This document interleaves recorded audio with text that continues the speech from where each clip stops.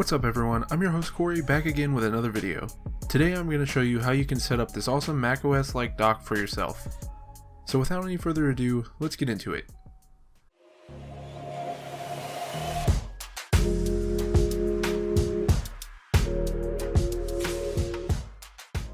So before we get into the video, I just wanted to mention that I'm on Instagram. Be sure to follow me at BudgetFlex for behind the scenes content and more. I also plan to start posting mini projects on my Instagram page, so stay tuned for that. Link will be in the description down below. Getting started, I should mention that the download link to everything you'll need is in the description below. Start by downloading Nexus. Now go to your downloads folder, and inside the Nexus zip file, you'll find an installer. Go ahead and install it. Upon opening Nexus, you can see that the default theme isn't too appealing.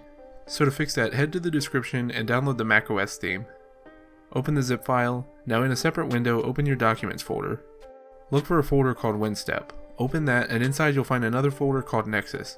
And inside that, copy the theme folder into the Backgrounds folder, as shown in the video. Now copy the Indicator D file into the Indicators folder.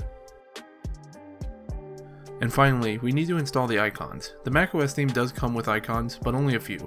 So I took the time to make a zip file containing most of the macOS icons.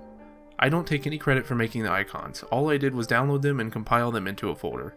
I don't remember where I got them from, but all credit goes to the artist.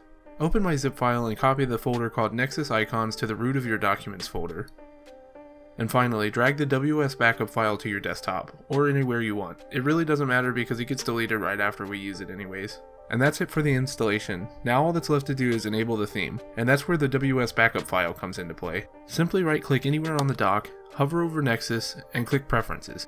Now go over to the Advanced tab and click Restore using the WS backup file.